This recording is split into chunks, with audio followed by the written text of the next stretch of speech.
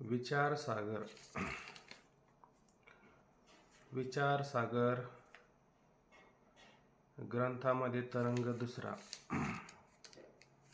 आणि आज आपण या ठिकाणी दुसऱ्या तरंगाचा विचार करणार आहोत.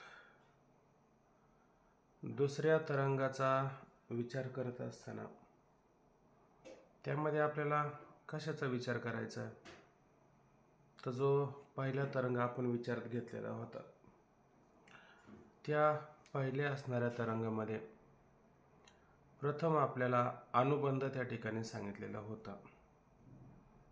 तोच असणारा अनुबंध आपण पहिल्या तरंगामध्ये थोडक्यात पाहिला. आता त्या पहिल्या तरंगामध्ये असलेला जो अनुबंध आहे त्याचा विचार आपल्याला आता ह्या तरंगामध्ये काय करायचा आहे, विस्ताराने ह्या ठिकाणी पाहायचा आहे. म्हणून आपण निर्णय असा केला की पहिला तरंग परत माघारी जाऊन पाहण्यापेक्षा त्याचाच विस्तार काय करायचा, दुसऱ्या तरंगामध्ये करायचा आहे. आणि आपल्याला अनुबंध म्हणजे काय त्याचे स्वरूप काढलेलं आहे. आता कोणी सांगू शकतं का अनुबंध म्हणजे काय आणि त्या अनुबंधाची व्याख्या काय आहे, हे कोणाला सांगता येईल का? बघा बरं.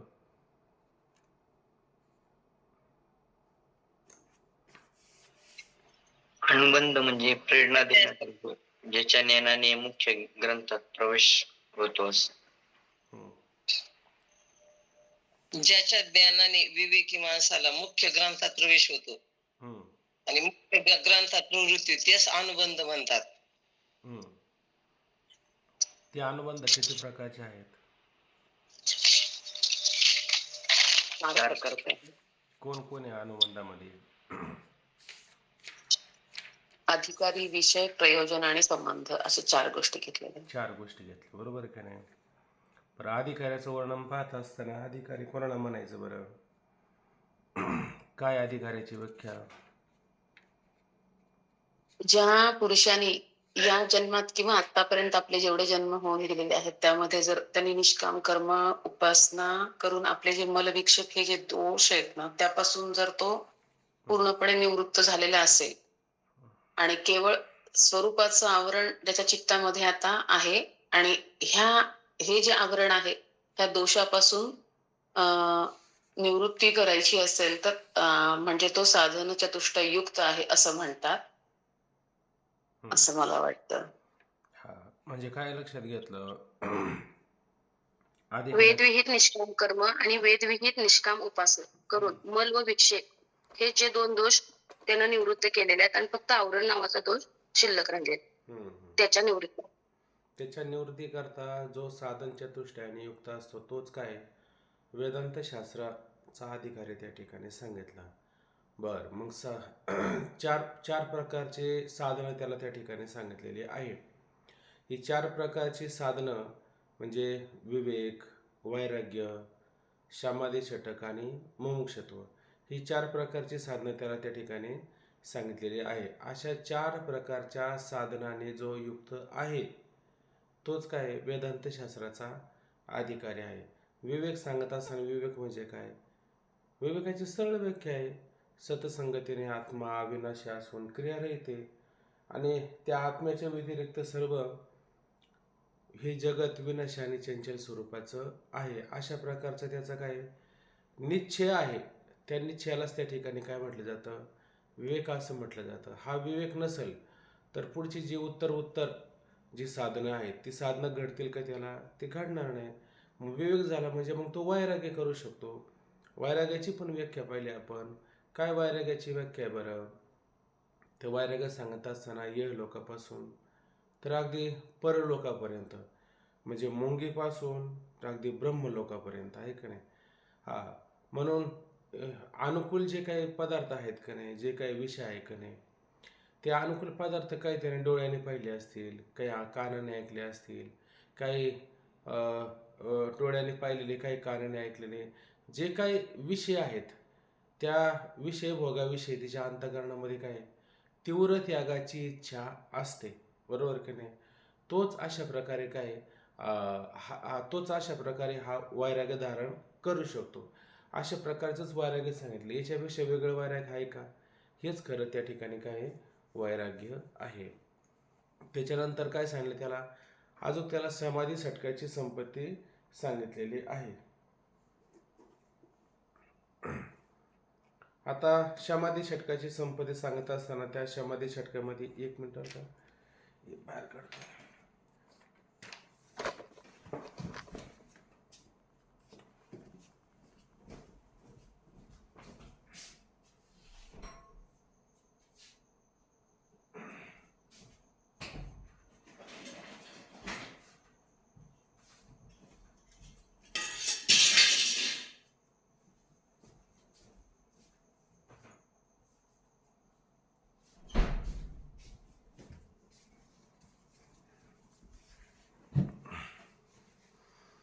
समाधी षटकाची संपदा सांगत असताना शम, दम, श्रद्धा, उपरम, समाधान आणि तितिक्षा हे किती 6 प्रकारची साधनं सांगितलेली आहे. शमामध्ये काय करायचं असतं तर आपलं जे अंतःकरण आहे, आपलं जे मन आहे, त्या मनाचा निग्रह करायचा असतो. का बरं मनाचा निग्रह करायचा असतो? मनाचा निग्रह करण्याचं कारण काय सांगितलं का ते मन काय करतं? विषयाकडं धावत असतं. आणि ते मन जर अशा प्रकारे विषयाकडे जर धावू लागलं तर काय होणार आहे? ते पारमार्थकारणाला प्रतिबंधक होऊ शकतं. म्हणून अशा पारमार्थाला प्रतिबंधक अशा विषय वासनांचा त्याने काय करायचं? अंतःकरणामध्ये त्याचा निग्रह करायचा. म्हणजे अंतःकरणामध्ये त्याला उत्पन्न होऊ द्यायचं नाही. हा झाला शम. दम म्हणजे काय बरं? इंद्रिय निग्रह करायचा. म्हणजे हे बाह्य इंद्रिय जे आहेत का नाही, हे विषयाकडे सतत धावत असतात. म्हणून त्या इंद्रियांना काय करायचं? आपापल्या गोलकाच्या ठिकाणी स्थापन करायचं, स्थिर करायचं. हे झालं या ठिकाणी काय? दम झाला. त्याच्यानंतर काय? श्रद्धा सांगणे. श्रद्धा सांगत असताना गुरु वचन आणि वेदांत वाक्य, वेदवाक्य या दोन्हीच्या ठिकाणी काय करायचे? दोन्हीच्या ठिकाणी विश्वास ठेवायचा. त्या विश्वासालाच त्या ठिकाणी काय म्हटलं जातं? श्रद्धा म्हटलं जातं. त्याच्यानंतर उपरम म्हटलं गेलं. उपरम, उपरती किंवा त्याला संन्यासी म्हटलं जातं. तर ते काय म्हटलं काय व्याख्या आहे त्याची? का वेदविध कर्माची साधनं काय? स्त्री असेल, धन असेल, पुत्र असेल, या सर्वांचा काय करायचा? विधीपूर्वक त्या ठिकाणी त्याग करायचा. का बरं विधीपूर्वक त्याग करायचा? असा का नाही त्याग करायचा? कारण त्यांचा स्वीकार कसा केला? तुम्ही विधीपूर्वक स्वीकार केला. मग त्याचा त्याग सुद्धा काय करायचा? विधीपूर्वक अशा प्रकारचा त्याग करायचा. आणि त्याच्यानंतर जे काही विषय आहेत ते विषय काय? विषयाप्रमाणे नाशक आहे. आपण ज्ञानेश्वरीमध्ये 3ऱ्या अध्यायामध्ये पाहिलं की बापा विषयाची मधुरता आवडे उपजे चित्ता, आहे का नाही? तरी तो परिणाम विचारता प्राणोहारे. बचनागाचे कांडी सांगितले त्याच्यामध्ये. ते विष किती गोड असतं, ते किती गोड असतं, खाताना फार गोड लागतं, पण त्याचा परिणामाचा विचार केला तर ते प्राण घेऊ शकतं. उदाहरण दिलं, परितो सवचोराचा सांगा तो. सवचोर म्हणजे काय?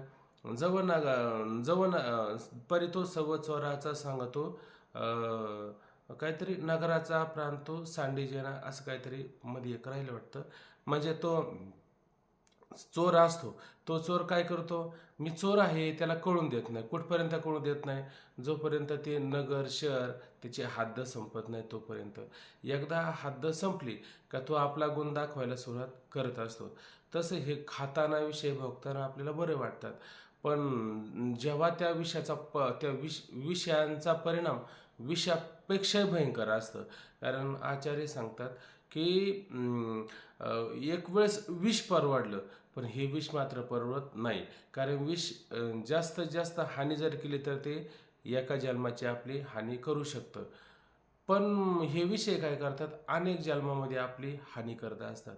म्हणून हे विषय आहे ना, ह्या विषयांना विषयाप्रमाणे नाशिक समजून आणि आत्मज्ञान प्राप्ती करता जो ग्रहाधिकाचा त्याग करतो, आहे का नाही? त्याच्यामध्ये आपण दोन विचार घेतले होते.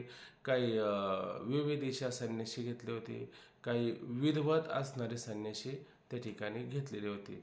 असे त्याचा पण आपला भरपूर त्याच्यामध्ये बराच मोठा विचार आला होता. ते परवैराग्य काय, अपर वैराग्य काय, त्या अपर वैराग्याचा विचार करता असताना त्याच्यामध्ये आणखीन व्यतिरेक वैराग्य, एकेंद्रिय वैराग्य, वशीकार वैराग्य, बरेच असे वैराग्याचे, मंद वैराग्य, तीव्र वैराग्य, तीव्रतर वैराग्य, असे वैराग्याचे भरपूर असे प्रकार झालेले होते. त्याचे संन्यासी पण विचारामध्ये घेतले होते, आहे का नाही? कारण त्यालाच त्या ठिकाणी उपरती म्हणणं म्हणजे काय, त्याचाच अर्थ संन्यास पण त्या ठिकाणी होत असतो. हे पण आपल्या लक्षामध्ये आलं. त्याच्यानंतर काय झालं होतं, पुढं समाधान झालं होतं. समाधानाचा पण त्याच्यामध्ये विचार येऊन गेला. तर समाधानाची व्याख्या सांगत असताना आपलं जे अंतःकरण आहे, या अंतःकरणाची किंवा मनाची ज्या ठिकाणी एकाग्रता झाली असते, जी स्थिती प्राप्त होते तिला समाधान असं त्या ठिकाणी म्हटलं जातं. ही झाली समाधानाची व्याख्या. समाधानाचा विचार झाल्यानंतर तितिक्षा काय, तितिक्षा ही फार महत्त्वाची. म्हणजे क्षुधा, तृष्णा, शीत, उष्ण, थंड, रोग, पिशाच, आहे की नाही, आधी आध्यात्मिक दुःख, आधी भौतिक दुःख, आधी दैविक दुःख, हे सर्व दुःख आपल्या जीवनामध्ये ज्ञान जरी झालं तरी आपल्याला ते येणार आहे. आणि ज्ञानाच्या आधी सुद्धा काही ते येणारच आहे.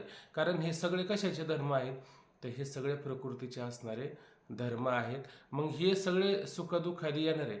यांना दात होट खाऊन सहन करायचं का, चेहरा वेडावाकडा गोळा करून सहन करायचं का? तर यांना हे दुःख आलं कसं? आणि जसं पर्वत असतो ना, त्या पर्वतावरती पाऊस पडला, पर्वतावरती वारा वाहू लागला, पर्वत थोडा तरी हलतो का? थोडी तरी आपली जागा आपल्याला ढवळू देतो का? तो पर्वत जसा स्वतःला ढवळू देत नाही, हालचाल होत नाही, तसं हे सगळं थंडी, उष्णता, सुख, दुःख, हे सगळे आपल्या जीवनामध्ये येतच राहणार आहे. तर या सर्वांना काय करायचं, दुःखा वाचून, कष्टा वाचून सहन करण्याची आपल्या अंतःकरणाची जी मनोवृत्ती आहे ना, या मनोवृत्तीलाच त्या ठिकाणी काय आहे, तितिक्षा असं त्या ठिकाणी म्हटलेलं आहे. अशी अधिकाऱ्याची, समाधी षटकाची ही 6 साधनं सांगितली. पण ही 6 साधनं न म्हणता या सर्वांना काय म्हणायचं, एकच साधन म्हणायचं.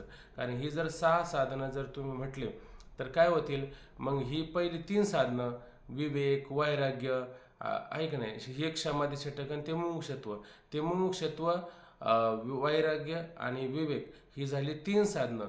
आणि समाधी षटकाची जर 6 असं जर म्हटलं तर 9 साधनं होतील. आणि आपल्या शिष्टांचा संप्रदाय काय आहे, तर 4 साधनं मानायची. कारण अधिकाऱ्याचं वर्णन करताना किती साधनं, 4 साधनं सांगितलेली आहे. म्हणून याला 6 साधनं न म्हणता याला एकच म्हणायचं, काय, समाधी षटक असं म्हणायचं. त्याच्यानंतर आपण पुढचं साधन पाहिलं, काय, आपलं मुमुक्षु, ऐक नाही, मुमुक्षु सांगत असताना कशाला मुमुक्षु म्हणायचं, तर वास्तविक पाहिलं तर मोक्ष काय हे कळलं का मुमुक्षु आपल्याला कळतोच आहे.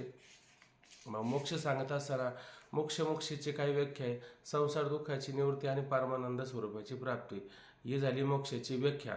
आणि अशा मोक्षाच्या तीव्र इच्छेस काय म्हणायचं, मुमुक्षु म्हणायचं. आणि ज्याला असेल त्याला मुमुक्षता म्हणायचं का चुकलंच आहे, चुकलं, लक्षात घ्या, ऐक नाही. अशा मोक्षाच्या इच्छेस काय म्हणायचं, मुमुक्षुता, बरोबर ना? आणि अशी ज्याला असेल तो कोण झाला, त्याचा मुमुक्षु झाला, बरोबर आहे की नाही? ही झाली मोक्षाची व्याख्या. बरं, आता ही व्याख्या झाल्याच्या नंतर आणखीन याच्यामध्ये एक अनुबंध झाला फक्त. कोणता अनुबंध झाला आहे का लक्षात तुमचा? हा अनुबंध कोणासाठी सांगितला होता, अधिकारीसाठी. हा अधिकाऱ्याचा अनुबंध या ठिकाणी पूर्ण झाला. त्याच्यानंतर अनुबंधामध्ये परत काय विचार आला होता, 2 नंबरचा अनुबंध काय सांगितलं त्याने, विषय सांगितला होता. मग विषय काय होता या ग्रंथाचा, की जीव आणि ब्रह्म या दोघांचं जे ऐक्य आहे का नाही, ते ऐक्य काय करायचं, प्रमाणाने व युक्तीने काय करायचं, प्रतिपादन करून सांगणं, ह्या ग्रंथाचा काय मुख्य विषय आहे. का जीव ब्रह्माचा भेद प्रतिपादन करून सांगणं नाही, जीव ब्रह्माचा भेद प्रतिपादन करून सांगूच नाही. का, जीव ब्रह्माचा भेद स्वाभाविक मनुष्य मात्राच्या ठिकाणी आहेच, त्याला वेगळा काही भेद सांगावा लागत हो का? आपण पाहिलं ते द्वैती पंडित आणि आचार्यांकडे आला आणि मला वाद घालायचा आहे, चर्चा करायची वादाविषयी. काय चर्चा करायची वादाविषयी? म्हणले हे सगळं द्वैतात्मक आहे. ते म्हणले तू का द्वैतात्मक सांगतो? त्या नाविकाकडे नेलं आणि नाविकाला काय म्हटलं, तुम्ही सच्चिदानंद रूप ब्रह्म आहात. नाविक म्हणला तुम्ही माझ्याकडे रोज येता, असं मला हिनवत जाऊ नका, तुम्हाला माझी गरज नाही का, आहे का नाही? तर त्याला खरं पाहायला गेलं तर तो सच्चिदानंद रूप नाही का, तरी पण त्याला वाटतं का मी सच्चिदानंद रूप आहे, मी नाभिक आहे, मी अमुक आहे, मी तमुक आहे. हा मनुष्य मात्राच्या ठिकाणी भेद कायम असतो आणि असा मनुष्य मात्राच्या ठिकाणी असणारा भेद किंवा भेद प्रतिपादन करणं हे शास्त्र मान्य आहे का? हे शास्त्र मान्य नाही, हे वेदाला सुद्धा मान्य नाही. मग मुमुक्षूला काय अपेक्षित आहे? तर मनुष्याला जीव आणि ब्रह्म यांच्यामध्ये असणारं ऐक्य अपेक्षित आहे, कारण तेच मुमुक्षूला काय करतं, या संसार बंधनातून मुक्त करतं. मग द्वैत प्रतिपादन करणारे जे ग्रंथ आहे ते द्वैत प्रतिपादन ग्रंथ सफल आहे का? ते द्वैत प्रतिपादन करणारे ग्रंथ सफल नाही. आणि आपला असणारा हा ग्रंथ सफल काय? कारण तो मनुष्याला काय करतो, याची देही याची डोळा भोगमुक्तीचा सोहळा. म्हणजे मनुष्य मात्राला याच देहामध्ये काय करतो, मोक्ष प्राप्त करून देणाऱ्या जीव ब्रह्मात्मक ज्ञानाची सिद्धी करणारा अशा प्रकारचा ग्रंथ आहे. म्हणून आपल्या ग्रंथाचं प्रयोजन लक्षात आलं, आपल्या ग्रंथाचा विषय लक्षात आला, विषय म्हणायचं. हा झाला एक अनुबंध. या ठिकाणी पुढचा अनुबंध काय सांगितला होता आपल्याला, प्रयोजन आहे का नाही? प्रयोजन सांगत असताना काय म्हटलं की आत्मस्वरूपाचं अज्ञान, त्या अज्ञानाचं कार्य प्रपंच, आणि तो प्रपंच काय, जन्म मरणादी दुःखाला कारण आहे. त्या जन्म मरणादी दुःखाला एक परंपरा म्हटलं होतं. ती कोणती परंपरा आठवते का तुम्हाला? अनर्थ परंपरा. ही अनर्थ परंपरा ही किती काळापासून आहे? अनादी काळापासून चाललेली आहे. म्हणून त्या संसार दुःखाची निवृत्ती आणि परमानंद स्वरूपाची प्राप्ती यालाच त्या ठिकाणी काय मोक्ष म्हटलं. पण हा मोक्ष कसा मिळणार? आपल्याला काहीतरी त्याला साधन केलं पाहिजे. मग त्याला साधन काय सांगितलं, जीव ब्रह्मात्मक ज्ञान, हे त्याचं काय सांगितलेलं आहे, साधन सांगितलं. मग साधन पण मोक्षाला कारण ठरलं का नाही? साधन पण मोक्षाला कारण ठरलेलं आहे आणि मोक्ष पण मुक्त होण्याला. पण याच्यामध्ये दोन प्रयोजन केली त्याने, एक अवांतर प्रयोजन आणि एक परम प्रयोजन असं केलेलं आहे. मग जीव ब्रह्मात्मक ज्ञानाला काय म्हटलं त्याने, तर त्या ठिकाणी अवांतर प्रयोजन म्हटलं, कारण ते साधन म्हणून सांगितलं. आणि मोक्षाला काय म्हटलं त्याने, परम प्रयोजन असं त्या ठिकाणी म्हटलेलं आहे. मग अवांतर प्रयोजन सांगत असताना ते दुःख निवृत्ती रूप किंवा सुखप्राप्ती रूप आहे का? ते ना सुखप्राप्ती रूप आहे ना ते दुःख निवृत्ती रूप आहे. ते काय त्याचं साधन आहे. त्याला समाधान सांगत असताना काय म्हटलं की जसं माऊली म्हणतात की तृप्त झाली जैशी साधने सरती अपैसी. मग आत्मतृष्टी तैसी कर्मे नाही, तसं तिथं वापरलं का नाही, तसं इथं पण घ्यायचं. किंवा जवळ या अर्जुना तो बोध भेटेना म्हणा, तवचे या साधना भाजावं लागेल. साधनाचं तात्पर्य कुठपर्यंत असतं, साध्यापर्यंत जाण्यापुरतं असतं. एकदा साधनाच्या माध्यमातून साध्यापर्यंत पोचले ते साधन काय करतं, सुटून जातं असतं. असा साध्य आणि साधनाचा विचार आपण केला. एक आहे अवांतर प्रयोजन आणि एक आहे परम प्रयोजन. प्रयोजन अवांतर प्रयोजन म्हणजे काय, जीव ब्रह्मात्मक ज्ञान, आणि परम प्रयोजन म्हणजे काय सांगितलं त्याने, मोक्ष सांगितलेला आहे. हे झालं आपलं प्रयोजनाचं वर्णन. त्याच्यानंतर आपण त्यातला संबंध पण पाहिला. आता संबंध पाहत असताना संबंध कशाला म्हणायचं बरं, तर संबंध सांगत असताना पहिल्यांदा 3 गोष्टी आपल्या लक्षात आली पाहिजे. कोणकोणत्या? अधिकारी कळला पाहिजे, अधिकाऱ्याचा विषय कळला पाहिजे, अधिकाऱ्याला प्रयोजन काय आहे. या 3 गोष्टी कळाल्या की आपल्याला प्रयोजन सुद्धा त्या ठिकाणी कळू शकतं. आता अधिकाऱ्याला काय प्रयोजन आहे, अवांतर वाक्य प्रयोजन आहे का अवांतर वाक्य का महावाक्य प्रयोजन आहे, तर ते महावाक्याने मोक्ष प्राप्त होत असतो, ऐक नाही. आणि मोक्षरूपी फळ हे त्याचं खरं प्रयोजन आहे. मग अधिकारी फळाची अपेक्षा करतो, म्हणून या दोघांमध्ये संबंध सांगितला. एक साईडला प्राप्य आणि एक साईडला त्याला प्रापक. हा प्रापक कोण आहे, अधिकारी आहे, आणि मोक्षरूपी प्रयोजन फळ हे काय, प्राप्य आहे. मग हे प्राप्य आणि प्रापक या दोघांमध्ये कोणता संबंध घडतो, तर प्राप्य प्रापक भाव संबंध घडतो. एवढ्या त्याने राहावा का? कारण 3 मुद्दे अजून लक्षात घ्यायचे, त्याच्यामध्ये आणखीन संबंध जोडले जातात. आता हे मोक्षरूपी प्रयोजन फळ त्याला असं देरे हारीन खाटल्यावर असं मिळतं का? का त्याच्यासाठी काहीतरी विचार करावा लागतो. तुकोबराय म्हणले ना, विचारा वाचून न पाहिजे समाधान. विचारा वाचून समाधान तुम्हाला होईल का? होणार नाही. म्हणजे मग तुम्हाला तो मोक्ष प्राप्त करून घ्यायचा असेल तर आधी विचार करावा लागेल. मग आता विचार कोणी करायचं? आपण हे पाठ ऐकायचं आहे की नाही? पण आपण पाठ ऐकायचा बाकीच्याने विचार करून सांगायचं का? का आपण आपला विचार केला पाहिजे का? आपण नित्याने पाठाला आलं पाहिजे आणि वेळेत हजर झालं पाहिजे. काही काही मंडळी पार अगदी पाठ संपायची वेळ येते मग हजर होतात, हजेरी लावून जातात. हे महत्त्वाचं आहे कमीत कमी, आहे की नाही? आता त्याचं पुण्य कमी पडलं याचा असा अर्थ होतो. ज्याचं पुण्य चांगलं पूर्ण असतं ना, परिपक्व झालेलं असतं ना, फलोन्मुख झालेला असतं ना, तो आधीच तयार करतो. त्याला झोपच नाही, रात्रंदिवस तळमळ, त्याचा सतत विचार चालू असतो. त्याला अधिकारी म्हणायचं बरं का. असं हे नाही अधिकारी की बळच करणं हे सांगणं. म्हणजे त्याच्या 4 प्रकारच्या शास्त्राने आपल्याला कृपा सांगितल्या का नाही? अंतकरण कृपा सगळ्यात महत्त्वाची, आहे का नाही? मग ईश्वर कृपा असेल, ग्रंथ कृपा असेल, सद्गुरू संत ही पण कृपा सांगितलेली. पण पहिली कृपा कोणती? अंतकरणाची पहिली कृपा. त्याच्या अंतकरणाची कृपा झाली, दादा सांगतात, तो विचार करायला सुरुवात करत असतो. म्हणून अधिकारी हा विचार करतो असतो. मग अधिकारी कोण झाला आणि विचार कोण झाला? अधिकाऱ्याला विचार करणं हे कर्तव्यच आहे आणि अधिकारी कोण झाला? करतो. मग अधिकारी आणि विचार यामध्ये कोणता संबंध घडतो? जन्य भाव संबंध घडत असतो. बरोबर ना?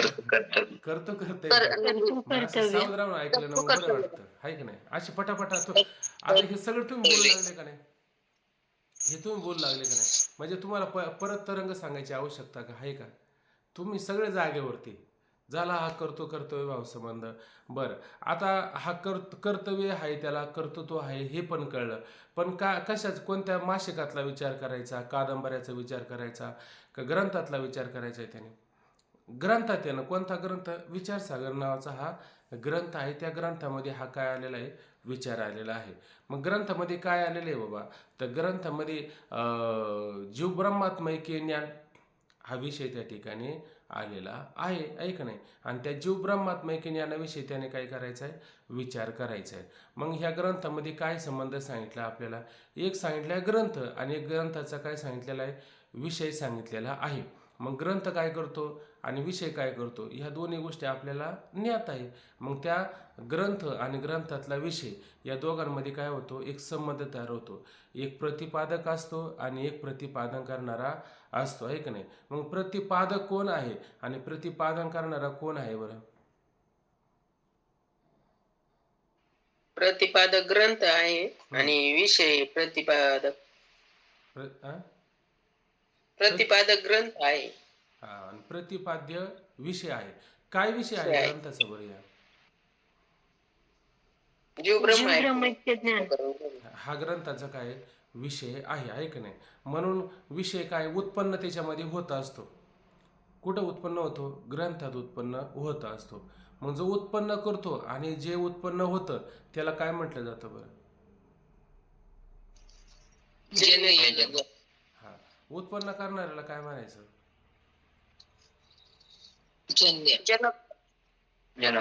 आणि उत्पन्न जे होतं त्याला काय म्हणायचं? जन्य, आहे का नाही? उत्पन्न होणारं जन्य असतं आणि उत्पन्न करते त्याला जनक असं म्हटलं जातं. हा कोणता आहे? जन्य जनक भाव संबंध आपण त्यामध्ये पाहिला. ठीक आहे. मग आता आपल्याला त्याचे संबंध पण कळाले का नाही? इथपर्यंत काय झालं आपलं? साधन चतुष्टयाने युक्त आहे हे सिद्ध झालं का नाही आपलं? हे आपलं त्या ठिकाणी सिद्ध झालं. म्हणजे अधिकाऱ्याला 4 साधनं सांगितले का नाही? म्हणजे अनुबंध सांगितलं का नाही? हा अनुबंध इथपर्यंत आपला लक्षात आला. अधिकाऱ्याची 4ही साधनं लक्षात आली. त्याच्यानंतर काही साधनं अंतरंग आहे. म्हणजे मोक्ष इच्छावान पुरुषाला आणि मोक्ष इच्छावान पुरुषाला 4 साधनं सांगितली आणि त्याच्यानंतर ही 4 साधनं आणि श्रवणाची पण त्या ठिकाणी विचार घेतलेली साधनं आपण पाहिली. त्याला काही अंतरंग साधनं म्हणतात आणि काही बहिरंग त्या ठिकाणी साधनं सांगितलेली आहे. म्हणजे एक मोक्ष इच्छावान पुरुषाला 4 साधनं सांगितली आणि एक ब्रह्मप्राप्तीची 4 साधनं त्या ठिकाणी सांगितलेली आहे. कोणकोणती 4 साधनं सांगितली? तर मोक्ष इच्छावान पुरुषाला पहिली 4 साधनं विवेक, वैराग्य, समाधी चटक आणि मुमुक्षत्व ही 4 साधनं सांगितली. बरोबर ना? किती साधनं सांगितली त्याच्यामध्ये? विवेक, वैराग्य, समाधी चटक आणि मुमुक्षत्व ही किती साधनं सांगितली? ही 4 साधनं सांगितली. 4 सांगितले. बरोबर ना? आणि त्याच्यानंतर ज्ञान प्राप्त झालं पाहिजे ना त्यामध्ये, आहे का नाही? मग ज्ञानाची त्याच्यापेक्षा अंतरंग साधना कोणते सांगितले? तर त्या ठिकाणी त्याला श्रवण मन आणि तत्त्वज्ञान पदार्थ शोधन. निधिध्यासन सह तत्व पदार्थ शोधन ही किती आहे? 4 साधनं त्या ठिकाणी आपल्याला सांगितली. मग ही 4 साधनं आणि त्याच्या आधीचे 2 साधनं झाले नव्हते का? तर त्याच्या आधी 2 झालते ना, निष्काम कर्म आणि उपासना. ही किती साधनं झाली? एकूण 10 साधनं झाली. त्याच्यामध्ये काही अंतरंग साधनं सांगितली आणि काही बहिरंग साधनं सांगितली. आता अंतरंग साधनं आणि बहिरंग साधनं सांगत असताना ज्या साधनांचा कशामध्ये श्रवणामध्ये ज्या साधनांचा काय श्रवणामध्ये किंवा ज्ञान उत्पन्न होण्यामध्ये प्रत्यक्ष उपयोग असतो त्याला कोणती साधनं म्हणायची? अंतरंग. आणि ज्या साधनाचा काय फक्त अंतःकरणाची शुद्धी आणि अंतःकरणाची स्थिरता एवढा ज्याचा उपयोग असतो त्याला कोणती साधनं म्हणायची? बहिरंग साधनं त्या ठिकाणी म्हटलेली आहे. त्याच्यामध्ये विवेक, वैराग्य ह्या साधनांचा काय उपयोग आहे आणि श्रवणाधिक साधनांचा काय उपयोग आहे असा विचार त्या ठिकाणी आला. आता विवेकाधिक नसेल तर तो पुरुष कसा असेल? बहिर्मुख असेल. त्या बहिर्मुख पुरुषाला श्रवण घडेल का? त्याला ते श्रवण घडणारच नाही. नेहमीच उदाहरण, आजीबाई वळीत्या वाती ऐकत्या पोती, काय कळलं माती? त्याला काहीच कळत नाही, माती पण कळत नाही. ही माती, ह्या मातीपासून घट होतो हे पण त्याला उपादान कारण निमित्त कारण त्याला हे काही कळतच नाही. का? त्याचं विवेक वैराग्य नाही ना, त्याचं चित्त एका जागी आहे का? नाहीच. म्हणजे विवेकाधिक नसेल तर मग पुरुष कसा असेल? बहिर्मुख असेल. आणि बहिर्मुख पुरुषाला अशा प्रकारची ही साधना होणार नाही, कारण तो विवेक वैराग्य असेल तरच तो श्रवणापर्यंत जाऊ शकतो. बरोबर आहे की नाही? म्हणजे विवेकाधिक असेल तर ते श्रवणापर्यंत त्याला घेऊन जातात. आणि श्रवण, मनन, निधिध्यासन या साधनांचा कुठं उपयोग आहे? ज्ञान उत्पन्न करण्यामध्ये उपयोग आहे. बरोबर आहे की नाही? श्रवण करत असताना कसं श्रवण करायचं, मनन, निधिध्यासन कसं करायचं, या सगळ्या साधनांचा उपयोग होतो कुठं? ज्ञान उत्पन्न करण्यामध्ये. आणि त्याच्यापेक्षा ज्ञानाचं अंतरंग साधन म्हणजे जीव ब्रह्माचा अभेद प्रतिपादन करणारं साधन म्हणजे तत्व पदार्थ शोधन हे साधन त्या ठिकाणी आपल्याला सांगितलं. म्हणून पहिल्यांदा कोणतं? फार अगदी बहिरंग परंपरेचं साधन म्हणलं का? निष्काम कर्म आणि उपासना. त्याच्यापेक्षा अंतरंग साधन कोणतं सांगितलं? श्रवण, विवेक, वैराग्य सांगितलं. आणि त्याच्यापेक्षा अंतरंग श्रवण, मनन, निधिध्यासन सांगितलं. आणि त्याच्यापेक्षा अंतरंग तत्व पदार्थ शोधन सांगितलं. निष्काम कर्म उपासना याला साधन सांगितलं का? याला मात्र कोणतं साधन सांगितलेलं? हे फक्त काय त्याच्यासाठी तेवढ्या फक्त उपयोगाकरता त्याचा उपयोग आहे असे त्याच्यामध्ये उपयोगिता ठरली आपली. त्याच्यानंतर मग एक शंका त्याच्यामध्ये निर्माण केली. काय शंका निर्माण केली? शास्त्रामध्ये तर असं म्हटलेलं आहे की हे निष्काम कर्म उपासना हे साधन कशाचं आहे म्हणे? हे स्वर्गप्राप्तीचं साधन आहे का नाही? माऊली म्हणतात की नाही, म्हणते संसारी जन्मी जे यज्ञाधिक कर्म केजे, मग स्वर्ग सुख भोगी जे मनोहर जगे, असं म्हटलंय की नाही? मग तुम्ही म्हणता हे ब्रह्मप्राप्तीचं मोक्षप्राप्तीचं साधन म्हणता आणि शास्त्रामध्ये तर ते स्वर्गप्राप्तीचं परलोकाचं साधन सांगितलं.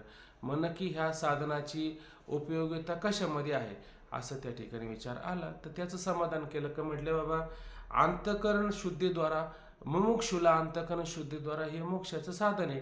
जर पुरुष निष्काम असेल तर निष्काम पुरुष काय करतो? हे साधन करून अंतःकरणाची शुद्धी करून अंतःकरण शुद्धीद्वारा मोक्षप्राप्तीला साधन होईल. आणि पुरुष जर सकाम असेल तर सकाम पुरुषाला काय? हे निष्काम कर्म उपासना करून हे स्वर्गप्राप्तीचं साधन त्या ठिकाणी होऊ शकतं असं त्याचं त्या ठिकाणी साधनाचं तात्पर्य सांगितलं. त्याच्यानंतर सांगितलं की अधिकारी पुरुषाचं काहीतरी कर्तव्य आहे. मग अधिकारी पुरुषाने काहीतरी काय मुद्दा आला होता? अधिकारी पुरुषांनी कशाचा स्वीकार करावा आहे की नाही? कोणत्या साधनांचा विचार सांगितला होता? आहे का मुद्दा लक्षात? बघा बरं, मला बरं दिवस झाला आता. पान नंबर काय?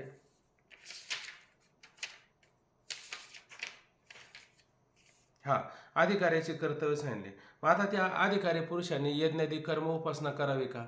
यज्ञादी कर्म उपासना करण्याची आवश्यकता आहे का? त्याचं अंतःकरण काय झालेलं आहे? शुद्ध झालेलं आहे. म्हणून त्यांनी ती त्याची बहिरंग साधने त्याचा स्वीकार न करता त्याला जवळचं साधन कोणतं आहे? तर जवळचं साधन त्यांनी काय करावं? सर्व विवेक वैराग्याधिक साधनं करून त्या माध्यमातून त्यांनी श्रवणाधिक साधनं करून जो ब्रह्मात्मक ज्ञान प्राप्त करून घ्यावं. हे अधिकारी पुरुषाला काय जवळची आणि ही कर्तव्याची साधना त्या ठिकाणी सांगितली. त्याच्यानंतर श्रवण मनन निधिध्यासन सांगितलं. श्रवण सांगत असताना कसं प्रकारचं श्रवण करावं? तर ते षडलिंगात्मक श्रवण करून उपक्रम उपसाराची एकवाच्यता पाहून वेदांत वाक्याचं नक्की तात्पर्य काय आहे? कर्म उपासना सांगायची का जीव ब्रह्म ऐक्य सांगायचं? यामध्ये त्याचे तात्पर्य आपल्याला सांगितलेलं आहे. त्याच्यानंतर मनन करायचं. मननामध्ये काय करायचं? जीव ब्रह्माच्या भेदनेच्या साधक युक्ती, जीव ब्रह्माच्या भेदनेच्या साधक युक्ती आणि अभेदनेच्या बाधक युक्ती अशा करायच्या ना. निश्चयच बाधक युक्ती, अभेद निश्चय साधक युक्ती. आता बघा बरं, इतकं बारकाईने तुम्ही ऐकता, याच्यापेक्षा अजून काय सांगायचं तुम्हाला? एवढं म्हणजे तुमच्या पक्क लक्षात राहिलं की नाही? वा, मग असं ऐकत राहिलं का सोपं होतं. आणि असं युक्तिक द्वैत ब्रह्मचिंतन असंच त्या ठिकाणी काय म्हटलं जातं? असं युक्तिक द्वैत ब्रह्मचिंतन असंच त्या ठिकाणी मनन म्हणलं जातं. अद्वैत ब्रह्मचिंतन. अद्वैत ब्रह्म म्हणजे हे प्रत्येक शब्द काय करायचे? बारकाईने ऐकायचे. निधिध्यासन सांगत असताना त्याचा पण विचार आलेला आहे. काय निधिध्यासनाचं तात्पर्य आहे? की आपली वृत्ती कशी होती? अनात्माकार होत असते. वृत्ती आपली कशी? सतत बाह्यकार झालेली असते. इंद्रिय बाहेर येणार, वृत्ती काय करते? सतत बाह्य विषयाकडे धावत असते आणि त्याचा स्वभावच त्या ठिकाणी झालेला असतो. मग बाह्य विषयाकडे वृत्ती धावत राहिली तर बाह्य विषयामध्ये नेहमीच दुःख असतं. मग ती बाह्य अनात्माकार झालेली अंतःकरणाची वृत्ती आहे की नाही, तिचं काय करायचं? जीव आणि ब्रह्म या दोघांमध्ये ऐक्य करण्याचा प्रयत्न करत राहायचा. हा कसा करत राहायचा? जशी तेलाची धार आहे की नाही, ती कशी एक सारखी चालते, तैलधारा, त्या तैलधारेप्रमाणे याने काय करायचं? सतत अशा प्रकारचं निधिध्यासन करायचं. अशा निधिध्यासनाची जर त्याची परिपक्व अवस्था जर झाली तर त्याला समाधी हे वेगळं साधन करायची गरज आहे का? का समाधीमध्ये त्याचा अंतर्भाव होतो? खरं पाहायला गेलं तर त्या निधिध्यासनाचा समाधीमध्ये अंतर्भाव होतो, म्हणून वेगळं साधन मानायचं नाही. अशा प्रकारची जोपर्यंत निधिध्यासनाची परिपक्वता होत नाही तोपर्यंत ती कोणती समाधी? सविकल्प समाधी. आणि एकदा परिपक्व अवस्था झाली, समाधीमध्ये पोहोचला तर तीच कोणती? त्याला निर्विकल्प असणारी ही समाधी प्राप्त होत असते. त्याच्यानंतर तत्व पदार्थ शोधन याचा विचार आपण पाहिला. आता हे तत्व पदार्थ शोधन सांगत असताना तत्व असे त्याच्यामध्ये किती पदं आलेली आहेत? 3 पदं आलेली आहे. त्या पदाची पण आपल्याला थोडी शक्ती त्या ठिकाणी पाहिजे. आता तत्पदाचा वाच्यार्थ काय? तत्पदाचा लक्ष्यार्थ काय? तोमपदाचा वाच्यार्थ, लक्ष्यार्थ आणि अशी पदामध्ये त्या दोघांमध्ये असलेलं एकवृत्त सांगितलेलं आहे.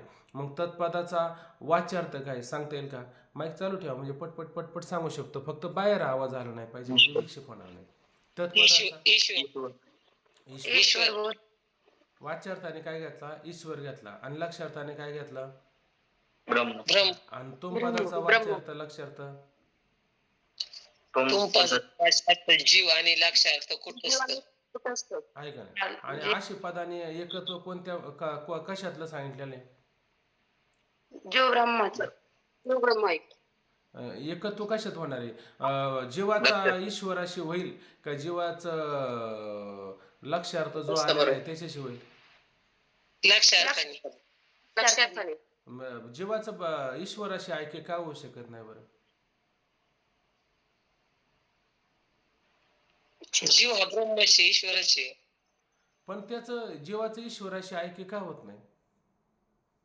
ईश्वर परिपूर्ण आहे ना. आणि जीव काय अपूर्ण आहे का? उपाधी जी आहे की नाही, विशिष्ट उपाधी आहे. हा, मग त्याची उपाधी व्यापक आहे आणि आपली उपाधी संकुचित आहे की नाही? काढवा तुझी घोंगडे चांगली, आमाशी का दिली वांगली, म्हणून त्याच्याशी ऐक्य होईल का? देवे उचललेली मेदिनी तुमच्या चेने गोणी उचले ना, आणि तुम्ही चालले त्याच्याशी ऐक्य करायला, तुमचं त्याच्याशी कसं काय ऐक्य होईल? त्याच्याशी ऐक्य होऊ शकत नाही. झालं ऐक्य ते कोणाशी होणार आहे? कुठंच तसे ऐक्य होऊ शकतं. तिथं आपण परत विचार आला, बाध समानाधिकरण, मुख्य समानाधिकरण याने काय होतं? जीव ब्रह्माशी त्या ठिकाणी ऐक्य होत असतं, हे लक्षात घ्यायचं. ठीक आहे ना? म्हणून अशा पद्धतीनं हे काय कळलं पाहिजे आपल्याला, तत्पदाचा वाच्यार्थ लक्षार्थ, तुम पदाचा वाच्यार्थ लक्षार्थ, अशी पदाने काय सांगितलेलं आहे हे जर आपल्याला कळालं आणि श्रीगुरूने आपल्या कानामध्ये ते काय केलं, त्याचं ऐक्य करून सांगितलं का ते ब्रह्म तू आहे, अशा प्रथम श्रवणाबरोबर त्याला जीव ब्रह्मात्मैक्य ज्ञान न व्हायचं का? त्याला प्रथम श्रवणाबरोबर जीव ब्रह्मात्मैक्य ज्ञान होऊ शकतं. आणि कोणत्या वाक्याने होऊ शकतं, कोणत्या साधनाने होऊ शकतं, तर ते श्रवणामध्येच त्याला अशा पद्धतीचं ज्ञान होत असतं, किंवा मननामध्ये केलं तरी अशा पद्धतीचं ज्ञान होऊ शकतं. म्हणून श्रवण मनन निधिध्यासन हे मात्र अंतरंग श्रवण मनन निधिध्यासन मला आता ती विसंगती करून सांगायचे होते, पण ते त्याच्यामध्ये विसंगती करण्याच्या ऐवजी परत संगतीच लागली. जाऊ दे. म्हणजे तत्व पदार्थ शोधन हे अंतरंग साधन आहे आणि विवेक वैराग्य समाधी आपलं श्रवण मनन निधिध्यासन ही मात्र अंतरंग साधनं नाहीत. हे कळलं की नाही? मग हे साधनं मग व्यर्थ आहे का?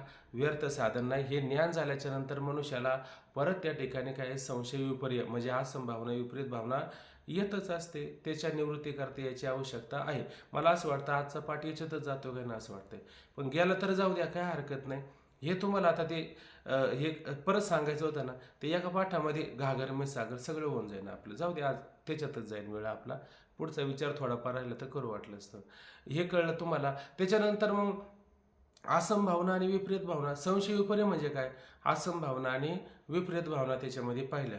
आता ती असंभावना म्हणजे काय सांगितलं की वाक्याने काय सांगितलं आपल्याला, जीव आणि परमात्मा, जीव आणि ब्रह्म यांच्यामध्ये काय आहे, ऐक्य आहे. पण त्याच्याविषयी त्याला संशय येऊ लागला.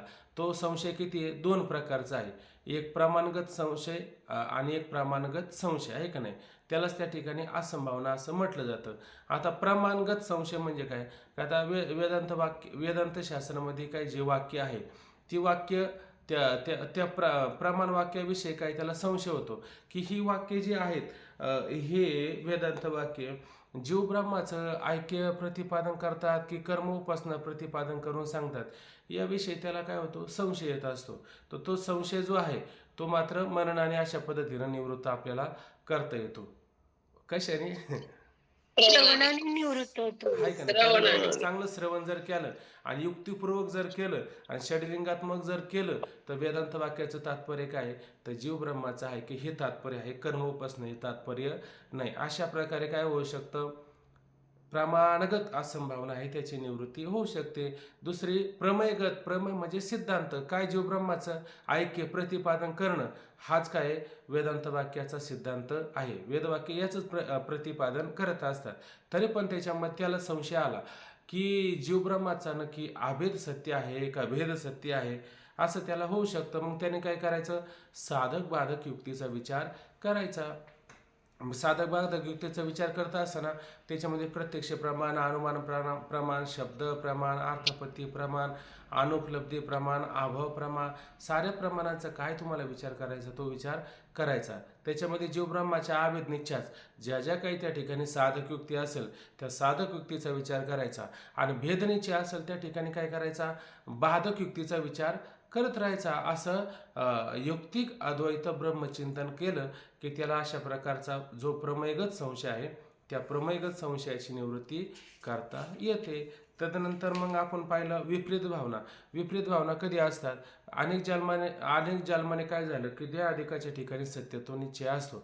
बरं, ज्याचा देहाधिकाच्या ठिकाणी सत्यत्व इच्छा असतो त्याचा जीव आणि ब्रह्माच्या भेदाविषयी सत्यत्व निश्चय राहणारच आहे. पण ज्याचा जीव आणि ब्रह्मामध्ये जीव आणि ब्रह्माविषयी आभेदाविषयी काय, त्याचा जीव आणि ब्रह्म या दोघांचा आभेदच आहे, या दोघांचा काय आभेदच आहे, तर त्याच्या देहाधिकाच्या ठिकाणी सत्यत्व निश्चय राहील का? पण नाही जीव आणि राहणार. ब्रह्म ह्या दोघांमध्ये त्याचा भेद हा निश्चय झालेलाच आहे.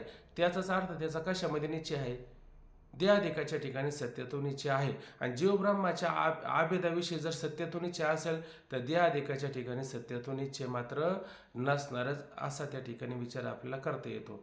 म्हणून काय विचार आला निधिध्यासनाचा, आपलं विपरीत भावनेचा, देहाधिकाच्या ठिकाणी सत्यत्व निश्चय असेल तर जीव आणि ब्रह्म यांच्या भेदाविषयी त्याचा सत्यत्व निश्चय राहतो. त्या निश्चयालाच त्या ठिकाणी विपरीत भावना म्हटले गेलेलं आहे. मग ही विपरीत भावना निवृत्त करण्याकरता काय केलं पाहिजे त्यांनी, तर श्रवणाचा विचार केला पाहिजे. ह्या श्रवणाने काय होऊ शकतं? निधी ध्यासन आणि त्याची विपरीत भावना अशा पद्धतीने जाऊ शकते. मग श्रवण मनन निधी ध्यासन याचं तात्पर्य कशामध्ये? श्रवण मनन निधी ध्यासन याचं तात्पर्य कळलं की नाही आपल्याला? हे कशासाठी साधना करायची आपल्याला? कशाला प्रतिबंध करत असतात बरं? ज्ञानाला. संभावना व विपरीत भावना यांना घालवण्यासाठी. ज्ञानाचं फळ काय आहे? मोक्ष. मोक्ष. आणि ज्ञान परम प्रयोजन आहे का अवांतर प्रयोजन आहे? ज्ञान अवांतर आहे, अवांतर मोक्ष परम आहे. मोक्षफळ. आणि त्या ज्ञानरूपी प्रयोजनाला, ज्ञानाचं प्रयोजन फळ काय? मोक्ष. त्या मोक्षरूपी फळाला काय करतात? हे प्रतिबंध करतात. म्हणजे त्याला परमानंदाचा निष्प्रतिबंधक आनंद भोग देतात का? देत नाही. म्हणून त्याच्या निवृत्ती करता श्रवण मनन निधी ध्यासनाची काय आवश्यकता आहे. त्याच्यानंतर आपण अपरोक्ष ज्ञानाविषयी विचार केलेला आहे. आता अपरोक्ष ज्ञान सांगत असताना जीव ब्रह्म आहे की अपरोक्ष ज्ञानास प्रत्यक्ष हेतू आपण त्याच्यामध्ये पाहिलेला आहे. काही हेतू सांगितलेला आहे की श्री गुरुने उच्चारण केलेल्या महावाक्याच्या त्या श्रोत्याच्या करणाशी प्रथम संबंधरूप श्रवण अपरोक्ष ज्ञानाला कारण आहे असा विचार केला. त्याच्यामध्ये वेदांत वाक्य आपण दोन प्रकारची पाहिली, एक अवांतर वाक्य आणि एक महावाक्य. ही जशी आपण त्या ठिकाणी पाहिले का नाही? मग अवांतर वाक्याने त्या साधकाला मोक्षला कोणता बोध होतो आणि महावाक्याने कोणता बोध होतो? किंवा अवांतर वाक्य काय प्रतिपादन करून सांगतात आणि महावाक्य काय प्रतिपादन करून सांगतात? येईल का सांगता? अवांतर वाक्य स्वरूपाचे ज्ञान करतात. आणि महावाक्य ते ब्रह्म तू आहेस प्रत्यक्ष. हा. अवांतर वाक्याने कोणत्या आवरणाची निवृत्ती होते? महावाक्याने कोणत्या आवरणाची निवृत्ती होते? हे जे अवांतर वाक्य आहे ना, त्याच्यामुळे असत्वापादक आवरणाची होते निवृत्ती आणि महावाक्याने अभानापादक आवरणाची निवृत्ती. अभानापादक आवरणाची काय होत असते? निवृत्ती होत असते. बरोबर की नाही? बर. मग अपरोक्ष ज्ञानास हेतू केवळ अवांतर वाक्य ह्या ठिकाणी आहे. बरोबर ना?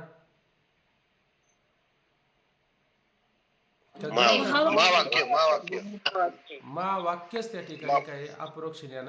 म्हणजे श्री गुरुने उच्चारण केलेल्या महावाक्याच्या श्रोत्याच्या कारणाशी संबंध जर झालाच नाही, ऐक नाही, कारण दावा तू आहे असा संबंध झालाच नाही, त्याला ज्ञान होईल का दाव्याचं?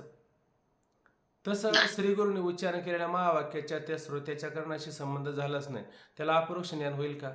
अपरोक्ष ज्ञान होणार नाही. मग अपरोक्ष ज्ञानच काय? श्री गुरुने उच्चारण केलेले महावाक्यच अपरोक्ष ज्ञानात आहे.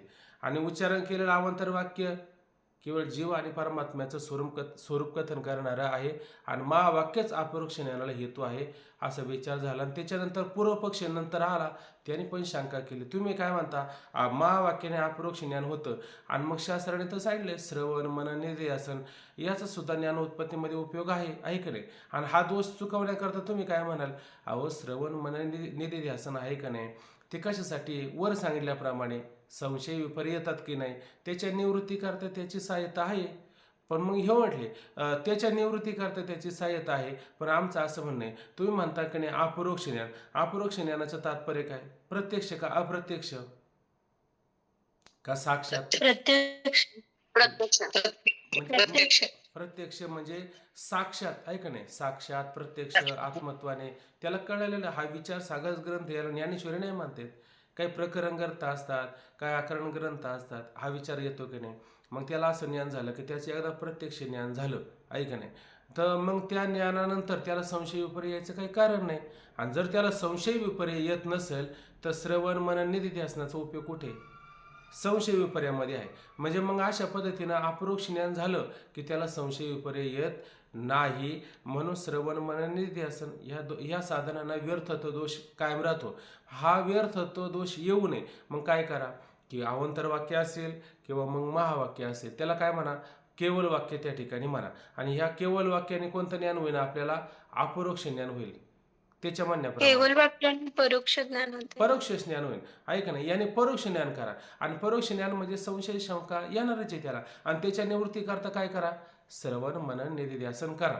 असं आमचंच म्हणणं आहे का ग्रंथकर्त्यांचं? पुष्कळ ग्रंथकर्त्यांचं म्हणणं आहे, पुष्कळ असणाऱ्या ग्रंथकर्त्यांचं म्हणणं आहे. असं आम्ही आमच्या मनाने सांगतो म्हणून तुम्ही दोष लावाल, पण असं काय लावण्याची आवश्यकता नाही असं तो म्हणू लागला. पण त्याचं काय समाधान करताना काय म्हटलं की सिद्धांतामध्ये सांगतात केवळ आणि केवळ महावाक्यानेच अपरोक्ष ज्ञान होत आहे ऐकणे. आणि सर्वणाधिकांना सुद्धा साधन सर्वान मनन निधिध्यासन यांना सुद्धा कोणत्याही प्रकारचा व्यर्थ तो दोष येत नाही. कस काय म्हणजे शब्दाचा स्वभाव तसा आहे. जर वस्तू अव्यवहित असेल तर शब्द पण ज्ञान करून देतो. कोणतं ज्ञान करून देईल? दूरदेशाचा व्यवहित असेल, भूतकाळातली वस्तू असेल तर त्याचं शब्द ज्ञान करून देतो. पण कोणतं व्यवहित वस्तूचं ज्ञान कोणतं कसं करून देतो? परोक्ष ज्ञान. व्यवहित वस्तूमुळे परोक्ष ज्ञान. व्यवहित वस्तूचं शब्द ज्ञान करून देतो. कोणतं ज्ञान करून देईल? ते फक्त परोक्षच ज्ञान करू शकतो. त्याचा अपरोक्ष ज्ञान करायचा प्रयत्न केला तर होईल का?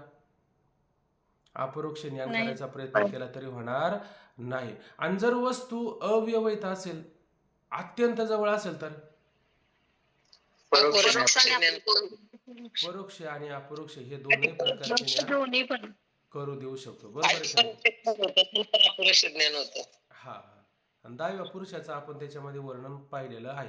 जाऊ दे आता 10वा पुरुष काय ती कथा आहे. ती कथा आपल्याला झोपेत जर उठून सांगायचं म्हटलं तरी सांगू शकतो. काय कथाच असते, सोपी असते. तर आता इथं काय कळलं? व्यवहित आणि अव्यवहित. तसं आता आता आपल्याला जो आत्मा आहे तो व्यवहित आहे का अव्यवहित आहे? बरं अव्यवहित आहे. आहे का नाही? अव्यवहित आहे. मग अत्यंत जवळ असणारा आत्मा आणि त्या आत्म्याचा अवांतर वाक्याने ब्रह्म असते असं जर बोध करून दिला तर साधकाला परोक्ष ज्ञान होईल का अपरोक्ष ज्ञान होईल? अपरोक्ष ज्ञान होईल. ब्रह्म असते अवांतर वाक्याने परोक्ष ज्ञान होणार. परोक्ष ज्ञान होणार ना. अत्यंत जवळ आहे आत्मा. बरोबर आहे की नाही? 10वा अत्यंत जवळ आहे का नाही? पण फक्त म्हटलं 10वा आहे, मग त्याला कोणतं ज्ञान होणार आहे? परोक्ष ज्ञान आहे का नाही? आणि 10वा तू आहे असं जर ज्ञान करून दिलं तर त्याला अपरोक्ष ज्ञान होऊ शकतं. आहे का नाही? मग आता अशा प्रकारचं ब्रह्म अपरोक्ष अनुभूती आल्याच्या नंतर मग संशय विपर्य येऊ शकत नाही का? येऊ शकतो. उदाहरण काय दिलं? राजाला भरचूचं नेत्ररूपाने ज्ञान नव्हतं का? राजाला भरचूचं नेत्ररूपाने ज्ञान असून सुद्धा भरचू मेला आणि मरून भूत झाला. अशा प्रकारची असंभावना विपरीत भावना राहिली का नाही? राहिली. तसं आपल्याला अपरोक्ष ज्ञान हे वारंवार होतच की नाही? होऊन सुद्धा आपल्याला अनेक जन्माचे संस्कार असतात की नाही? मग त्या संस्काराने काय होऊ शकतं? मी कसला ब्रह्म व्यापक आहे, ते सच्चिदानंद रूप आहे.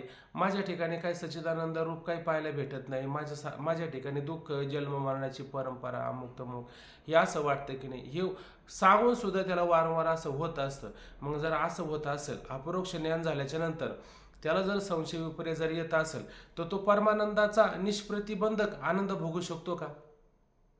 नाही भोगू शकत. मग त्याने श्रवण मनन निधिध्यासन केलं पाहिजे का नाही? हा.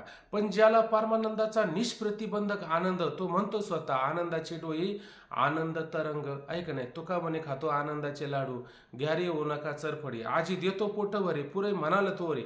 असा जो परमानंदाचा निष्प्रतिबंधक आनंद जर भोगत असेल मग त्याने श्रवण मनन निधिध्यासन करावं का? करूच नाही. एखादा साध्यापर्यंत पोहोचला त्याने साधनं करू नये. पण जोपर्यंत आपण साध्यापर्यंत पोहोचत नाही तोपर्यंत आपण साधनं करावी, हा मुद्दा झाला. त्याच्यानंतर परत प्रयोजन विषय आला होता. त्याच्यामध्ये 2 प्रकारच्या शंका आलेल्या होत्या. त्याच्यामध्ये पहिली शंका कोणते सांगितले होते की तुम्ही म्हणता ह्या ग्रंथाचं प्रयोजन काय? जीव ब्रह्माचं कारण सह संसार बंधाची निवृत्ती आणि परमानंदाची प्राप्ती, याला तुम्ही काय म्हणता? मोक्षरूपी फल असं त्या ठिकाणी सांगता. बरोबर आहे की नाही? आणि जीवाचं स्वरूप सांगता असताना जीवाच्या ठिकाणी दुःख कालत्रय आहे का? नाही. आणि जीव परमानंद स्वरूप आहे का नाही? आहेच. आणि हे वेदांत त्यांना मान्य आहे आणि शास्त्राला सुद्धा मान्य आहे का नाही? मग आता तुम्ही काय करता? प्राप्त असलेल्या वस्तूचीच प्राप्ती करून देतात. बरोबर आहे की नाही? मग प्राप्त वस्तूच्या ठिकाणी प्राप्ती करून देणं हे काय योग्य आहे का? हे काय संयुक्तिक आहे का? जर वस्तू अप्राप्त असेल तर अप्राप्त वस्तूच्या ठिकाणी प्राप्ती करून दिली तर ते योग्य आहे. बरोबर की नाही? पण प्राप्त वस्तूच्या ठिकाणी प्राप्ती करून देतात, हे संयुक्तिक आहे का अयुक्तिक आहे? हे मुळातच त्या ठिकाणी काय अयुक्त गोष्ट आहे असं त्याने त्या ठिकाणी सांगितलं आपल्याला. आणि असं वाटतं की हा जो बोलतो ना हे बरोबरच आहे, परंतु हे मात्र या पूर्वपक्षाचं म्हणणं बरोबर नाही. का बरोबर नाही? त्याचं कारण आहे, कधी कधी लोकांमध्ये भ्रम होतो. वस्तू जवळच असते पण हरवल्याचा भ्रम होतो की नाही, आणि भ्रमनिवृत्तीनंतर परत त्याच वस्तूची त्याला प्राप्ती होते, असं होतं की नाही. मग हव्यावर होतो, मध्ये तरी काय असलं पाहिजे, भ्रम असला पाहिजे. ते हातातलं कांकण कड आहे का नाही, अशी उदाहरणं त्याच्यामध्ये आपण पाहिली. तसं या जीवाला सुद्धा कोणत्या बलाने, तर अविद्येचं एक बल त्या ठिकाणी सांगितलेलं आहे. अशा अविद्य बलाने काय होतं जीवाला, अविद्या बलाने जीवाला असं वाटतं का माझा आत्मा जो आहे तो मात्र परमानंद स्वरूप नाहीये. परमानंद स्वरूप कोण आहे? परमानंद स्वरूप ब्रह्म आहे. मी मात्र परमानंद स्वरूप नाही, आणि मला त्याची प्राप्ती कशाने होणार आहे? उपासना वगैरे केली तर मला त्याची प्राप्ती होणार आहे. बरं, असा भ्रम त्याला बिचारायलाच असतो का? मोठमोठ्या पंडितांना पण असतो. चांगल्या चांगल्या पंडितांना सुद्धा अशा प्रकारचा भ्रम असतो. परंतु त्या पंडितांना कोणीतरी मदभाग्याने, ऐक नाही, उत्तम संस्काराने कोणीतरी चांगले श्रोत्रिय, ब्रह्मनिष्ठ, दयाळू, कृपाळू असे सद्गुरू कोणीतरी भेटले का त्याच्या माध्यमातून काय होतं, त्यांना त्या ठिकाणी महावाक्याचा बोध होतो. आणि मग ते काय म्हणतात की श्रीगुरूच्या माध्यमातून आणि वेदांत वाक्याच्या माध्यमातून आम्हाला काय झालं की आमचा आत्मा परमानंद स्वरूप आहे, अशा प्रकारचा बोध झाला. काय बोध झाला? आमचा आत्मा परमानंद स्वरूप होतात, पण त्याचं आम्हाला काय नव्हतं, ज्ञान नव्हतं. मग आता परत प्राप्ताच्या ठिकाणी प्राप्तीचा व्यवहार झाला की नाही, आमचा आत्मा परमानंद स्वरूप होताच असं म्हणतात की नाही, आणि आम्हाला फक्त त्याचं काय होतं, ज्ञान नव्हतं, म्हणजे भान नव्हतं. पण आता वेदांत वाक्य आणि श्रीगुरूच्या माध्यमातून आम्हाला त्याचं काय झालं, ज्ञान झालं, म्हणजे भान झालं. मग प्राप्तच्या ठिकाणी प्राप्तीचा व्यवहार घडतोय की नाही, घडू शकतो, आहे का नाही. त्याच्यात अजून त्यांनी एक उदाहरण देऊन सांगितलं, जीवाच्या ठिकाणी दुःख कालत्रय आहे का? नाही, आहे का नाही. कारण जीवाच्या ठिकाणी दुःख कसं आहे, नित्य निवृत्त आहे. पण पुन्हा पुन्हा नित्य निवृत्तीच्या ठिकाणी पुन्हा निवृत्तीचा व्यवहार होतोय की नाही, होतो. उदाहरण काय सांगितलं, रज्जू सर्पाचं. रज्जूवर सर्प कधी आहे का? फक्त आधी नसतो, नंतर नसतो, मध्ये फक्त प्रतीतला येतो. मग तो नित्य असतो का? तो मात्र नित्य नसतो, आहे का नाही. म्हणून रज्जूवर भासलेला सर्प बॅटरी वगैरे आणली आणि दाखवली त्याच्यामध्ये, पुन्हा त्या नसलेल्या सर्पाची निवृत्ती होते का नाही, नसलेल्या सर्पाची निवृत्ती होते. तसं जीवाच्या ठिकाणी दुःख कालत्रय आहे का? दुःख कालत्रय सुद्धा नाहीये. मग काय होतं, तरी पण दुःखाची निवृत्ती होते का नाही? दुःखाची निवृत्ती त्या ठिकाणी होत असते. फक्त मध्यंतरी काय मानायचा, मध्यंतरी भ्रम मानायचा. नेम काय केला, प्राप्ताच्या ठिकाणी प्राप्तीचा, निवृत्तीच्या ठिकाणी निवृत्तीचा व्यवहार घडतो, पण काय मध्यंतरी भ्रम मानावा लागतो. ह्या त्या पहिल्या शंकेचं समाधान झालं. आणि दुसरी शंका परत त्याने काय केली होती की तुमचा मोक्ष जो आहे तो मोक्ष मात्र भावरूप आहे. आता मोक्ष भावरूप कसा होईल बरं? कारण निवृत्ती म्हणजे काय म्हटलं त्याने, नाश, आणि ब्रह्मप्राप्ती म्हणजे काय, भावरूप, ऐक नाही. कारण मोक्ष प्राप्तीमध्ये दोन अंश येतात, संसार दुःखाची निवृत्ती आणि परमानंदाची प्राप्ती, असे दोन भाव येतात की नाही, दोन भाव येतात. मग आता त्या ठिकाणी निवृत्तीला काय म्हटलं, नाश म्हटलं. ती निवृत्ती कशी झाली, अभावरूप, आणि ब्रह्मप्राप्ती कशी झाली, भावरूप झाली. आणि भावाभाव हे दोन धर्म कसे आले, विरोधी धर्म आले. मग विरोधी धर्म एका ठिकाणी आणि एका काळी राहतील का? दोन विरोधी धर्म एका ठिकाणी एका काळी कधी राहतील का? अंधार आणि प्रकाश एका ठिकाणी दोघं राहतील का? थंडी आणि उष्णता एका ठिकाणी राहतील का? राहू शकत नाही. का राहू शकत नाही बरं? त्याला देश वेगळा असेल, काळ वेगळा असेल तर ते राहू शकतात. पण एका देशामध्ये एका काळामध्ये दोन विरोधी धर्म राहतील का? राहू शकत नाही. मग तुमचा मोक्ष कसा झाला, भाव आणि अभावरूप. असा भावरूप मोक्ष घडेल का? भावरूप मोक्ष घडणार नाही. मग आता हे पूर्व पक्षाचं म्हणणं सुद्धा त्याने काय केलं, खोडून टाकलं. कारण नेम काय केला की सगळे काय काय खाली काय बघा बरं, अज्ञान आणि अज्ञानकारी जगत ब्रह्मावर आद्यस्थ आहे. आद्यस्थ पदार्थाची निवृत्ती आदेशानुरूप आहे. बरं, सगळे जे पदार्थ आहे ते कशावर आद्यस्थ आहे?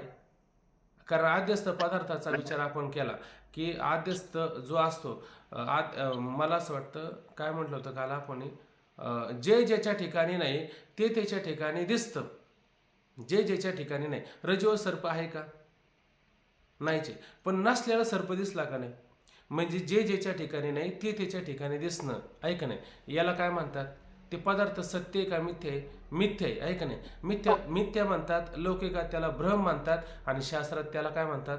आद्यस्त म्हणतात. कारण पदार्थ आणि पदार्थाचा भ्रम याला त्या ठिकाणी काय म्हटलं जातं? आद्यस असं म्हटलं जातं, आहे का नाही? म्हणून अशा सगळे जे आद्यस्त पदार्थ आहे ते कशावर आद्यस्त आहे? ब्रह्मावर, आहे का नाही? ब्रह्म सगळ्याचं काय अधिष्ठान त्या ठिकाणी सांगितलं. जसं रजेवर असणारा सर्प कसा आहे? आद्यस्त आहे. तसं हे सगळे कल्पित सगळे अमुक तमुक पदार्थ आहे हे कशावरती आहे? ब्रह्मावर आद्यस्त आहे का नाही? आणि ब्रह्मावर आद्यस्त असणारं काय? हे संपूर्ण जगत त्या ठिकाणी आहे. आणि हे जगत काय? दुःख रूपी. आणि दुःखाची काय करायची? आपल्याला निवृत्ती करायची. दुःखाची निवृत्ती झाली म्हणजे ब्रह्मस्वरूपाची प्राप्ती आपल्याला स्वाभाविकपणे आहे. मग आता ह्या दुःखाची निवृत्ती जी करायची आहे, जसं रज्जूवरला सर्प आपल्याला निवृत्त करायचा आहे. मग रज्जूवरला सर्प निवृत्त करायचा आहे, तो रज्जूच्या ठिकाणीच करायचा का दुसऱ्या ठिकाणी करायचा आहे? आहे का नाही? मग रज्जूच्या ठिकाणी सर्प निवृत्त जर झाला, बॅटरी आणली का तो सर्प काय करतो? पटकन जाऊन बिळामध्ये लपून बसतो का? रज्जूमध्येच नाहीसा होतो. कारण रज्जूच्या अज्ञानामुळे तो सर्प भासला ना. तसं परमानंद स्वरूपाच्या अज्ञानामुळे आपल्याला जगत आणि त्याचं असणारं दुःख आपल्याला भासतं. मग आता मला सांगा, हे जगत अधिष्ठानाला सोडून आहे का? जगतच अधिष्ठान रूप आहे, बरोबर आहे का नाही? मग याची निवृत्ती जी करायची ती भावरूप असेल का अभावरूप असेल? दोन पदार्थ एकमेकापासून वेगळे असेल तर मग म्हणता येऊ शकतं, बरोबर आहे की नाही? कारण ते दोघांमध्ये काय होतं? सादृश्य होतं, सारखेपणा होता, म्हणून तुम्हाला भ्रम झाला. पण ते दोन पदार्थ आहे का एकच पदार्थ आहे? एकच पदार्थ आहे का नाही? पदार्थ एकमेकापासून भिन्न वेगळे जर असले तर म्हणता आलं असतं, आहे का नाही? किंवा त्यांचा देश काळ वेगळा असला तर मग म्हणता आलं असतं. पण ते देश वेगळा नाही, काळ वेगळा नाही, काही वेगळा नाही, सारे एकाच ठिकाणी आहे. म्हणून जगत निवृत्ती ही भावरूप आहे का अभावरूप आहे? दुःख निवृत्ती भावरूप. मग मोक्ष कसं झाला? अभावरूप का भावरूप? भावरूपच मोक्ष. म्हणून भावरूप मोक्ष म्हणायचं काही कारण आहे का? भावरूप मोक्ष म्हणायचं काही कारण नाही. हा झाला आपला पहिला तरंग. आणि हा पहिला तरंग कसा झाला आपला? एका पाठात 1 महिनाभर पाठ केला आणि आपला 1 तास पाठ झाला. एका पाठात 1 तास पण पूर्ण झाला नसेल अजून. म्हणजे एका तासामध्ये हा सगळा तरंग लक्षात आला की नाही? एका तासामध्ये हा सगळा तरंग. पण एवढ्याने काय होणार बरं? हे काल्याचं कीर्तन ऐकतो का नाही आपण? आणि 5 मिनिटात दादा कीर्तन आपल्याला सांगून जातात, झालं माझं कीर्तन. म्हणजे ते काय? ते लाया खाल्ल्यासारखं असं थोड्या वरच्यावर खाल्ल्यासारखं होतं. त्याने काही पोट भरतं का? त्याने पोट भरत नाही. मग आता काय करायचं? तोच असणारा विचार आपल्याला ह्या दुसऱ्या तरंगामध्ये काय करायचा आहे? विस्तार करून सांगायचा आहे. मग पहिल्या तरंगामध्ये आपण कशाचा विस्तार केला? अनुबंध पाहिला की नाही? आणि थोडक्यात पाहिला म्हणजे संक्षिप्त स्वरूपामध्ये किंवा त्याला मुकळीत स्वरूपामध्ये अशा पद्धतीने आपण पाहिला. आता त्याचाच विचार काय करायचा? ह्या तरंगामध्ये आपल्याला विस्ताराने करायचा आहे. बर, प्रथम तरंगामध्ये अनुबंधाचा आता हे वरचं वाचा तरंग. दुसरा श्री गुरु सच्चिदानंदाय नमः. हे मंगल आपण प्रत्येक ठिकाणी करत जाऊ, कारण मंगल केल्याशिवाय पुढचं कार्य निर्विघ्नपणे पार पडत नाही. प्रथम तरंगामध्ये अनुबंधाचा संक्षिप्त विचार सांगितला, त्याचा विस्तार या तरंगात सांगायचा आहे. अधिकाऱ्याच्या वर्णनात मुमुक्षुता सांगितलेले आहे. आता अधिकाऱ्याचं वर्णन केलं, त्या अधिकाऱ्याचं वर्णन करता असताना आपल्याला काय सांगितलेले आहे? मुमुक्षुता सांगितलेले आहे. मुमुक्षुता कशाला म्हणायचं बरं? मुमुक्षुता मोक्षाच्या इच्छेस. हा, आणि अशी ज्याला इच्छा आहे त्याला काय म्हणायचं?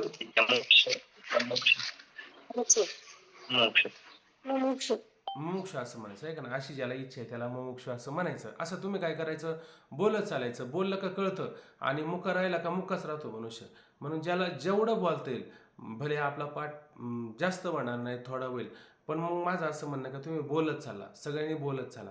म्हणजे बोलत चाललं ना, मग तुमच्या पण लक्षात येईल आणि तुम्हाला कळतं हे माझ्या पण लक्षात येईल. ठीक आहे ना? मुमुक्षुता सांगितलेली आहे. मोक्षाच्या इच्छेस मुमुक्षुता म्हणतात. का इथं उत्तर दिलं होतं खाली, मागे जाऊन पाहिजे काही गरज पण नव्हती. बरं, आता त्या मोक्ष स्वरूपामध्ये किती अंश सांगितले होते बरं? मोक्ष स्वरूपाचा 2 अंश सांगितले होते. कोणते 2 अंश होते बरं? कारण वर्तमान जगन निवृत्ती आणि ब्रह्मप्राप्ती. म्हणजे कारण सह जगत निवृत्ती 1 अंश आणि दुसरा ब्रह्मप्राप्ती हा एक अंश, असे 2 अंश त्याच्या ठिकाणी सांगितलेले होते बरं का. मग कारण सह वर्तमान जग निवृत्ती आणि ब्रह्मप्राप्ती असे 2 अंश या ठिकाणी सांगितलेले आहे. आता इथं सांगितलेलं मीच उलट खाली पाहत नाही, मीच बाकीचं पाहतो, माझीच आता तुमच्यापेक्षा विसंगती होऊ लागली. ठीक आहे, यापैकी कोणत्याच अंशाची इच्छा कोणासही होत नाही. आता हे तुम्ही 2 अंश सांगताय की नाही, या 2 अंशापैकी कोणत्याच अंशाची इच्छा म्हणजे दुःखाची निवृत्ती करावी अशाही अंशाची इच्छा कोणासही होत नाही. आणि सुख प्राप्त व्हावं अशा ब्रह्मप्राप्तीरूप दुसरा अंश सांगितलेला आहे, त्या दुसऱ्या अंशाची सुद्धा इच्छा कोणासही होत नाही, आहे का नाही. आणि तुम्ही यालाच मोक्ष म्हणता, मग ह्या मोक्षाची इच्छा कोणाला होईल का? अशी मोक्षाची इच्छा होऊ शकते, कमीत कमी एका अंशाची जर त्याला इच्छा जर झाली ना, माझ्या ठिकाणी हे दुःख निवृत्त व्हावं, आहे का नाही, अशी जर इच्छा जर झाली तर तो म्हणू शकतो, काय म्हणू शकतो, की आपल्याला हे दुःख निवृत्त दुःख निवृत्तीसाठी काहीतरी उपाय केला पाहिजे. मग आधी त्याला हे कळलं पाहिजे ना, एकातरी अंशाची इच्छा झाली पाहिजे. पण एकातरी अंशाची इच्छा होती का? एकाही अंशाची त्याला इच्छा होत नाही. ते 2 अंश आता आपल्याला पुढे विचारात घ्यायचे आपल्याला, ते पण आपण पुढे पाहू. तर सर्व जीवास विषय सुखाचीच इच्छा आहे. मग आता त्याला इच्छा कशाची आहे? 2 अंश निवृत्त करण्याची इच्छा आहे का विषय सुखाचीच इच्छा आहे? विषय सुखाची. विषय सुखाची जी विषय इच्छा सुख. आहे का नाही. कारण ते वराह तुम्ही पाहिला का नाही, वराह बेडक वगैरे पाहिलं का नाही, त्याला किती आपण स्वच्छ करून जर चांगल्या ठिकाणी जर ठेवलं, आहे का नाही, तर ते काय करतात बरं, बेडक चिखलत जातातच का नाही. त्याला इच्छा कशाची? ते विषय त्याच्यात सुख आहे, त्याला त्या विषयातच. त्या विषयातच सुख आहे का नाही. का बरं त्यांना विषयामध्ये सुख वाटतं?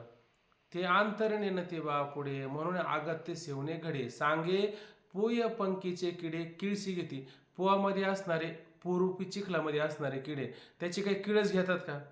त्याची किळस घेत नाही, आहे का नाही. तसं याला दुःख निवृत्त करावं आणि परमानंद प्राप्ती करून घ्यावी म्हणजे विषय विवर्जित असणारं जे नित्य सुख आहे ते सुख भोगावं असं यांना वाटतं का?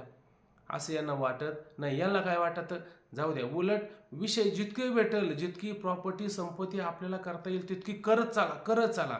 का? कारण ह्या जीवनामध्ये फक्त एवढंच करायचं, याच्यापेक्षा जास्त काय करायचं का? म्हणजे मग ते पामर म्हणायचे यांना. नुसतं दारिद्र्य दूर करायचं, आपल्याला दारिद्र्य राहिलं नाही पाहिजे, ऐक नाही. त्याला काय म्हणायचं, ते पामर असं म्हणतात. विषय पुरुष कशाला म्हणायचं?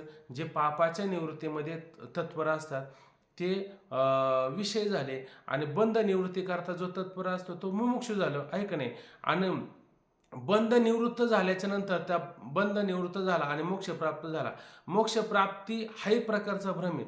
तो भ्रमही जो ठेवत नाही, तो भ्रमातूनही मुक्त होतो, त्यालाच काय म्हणायचं, मुक्त पुरुष असं म्हणायचं. मग आता हे कोण या ठिकाणी?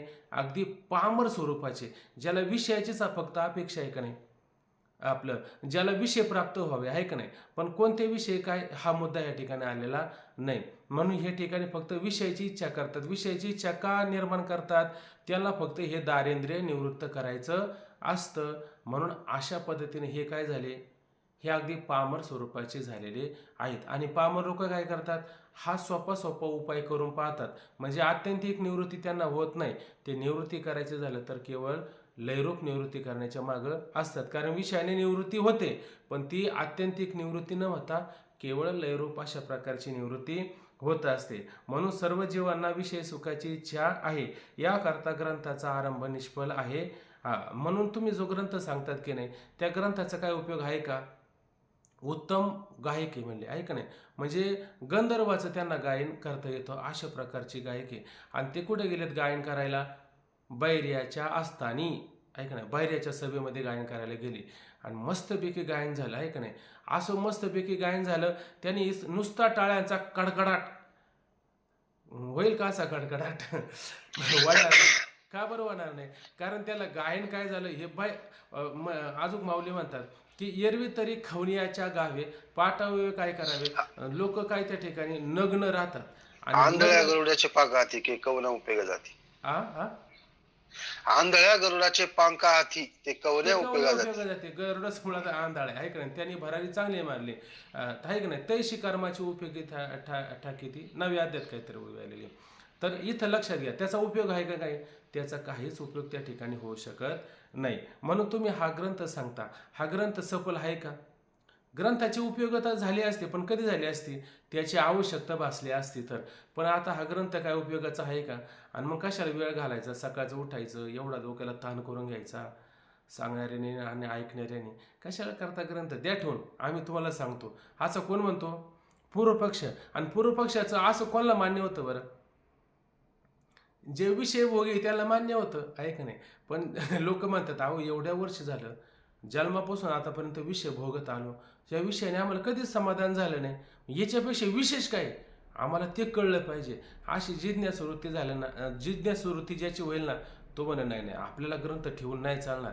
ज्या अर्थी ग्रंथकाराने एवढा सगळा ग्रंथ भर विचार सांगितलेला आहे का नाही, याला 200-400 काहीतरी पानं असेल, त्या अर्थी याच्यामध्ये काहीतरी गुह्य ज्ञान दडलेलं असेल, आहे का नाही? म्हणून तो काय म्हणत नाही, ग्रंथ ठेवायचा नाही. पूर्वपक्ष भले काही शंका करू दे, आहे का नाही? पण आपण त्याचं मात्र ऐकायचं नाही. आपण कोणाचं ऐकायचं? सिद्धांत मतेचं ऐकायचं.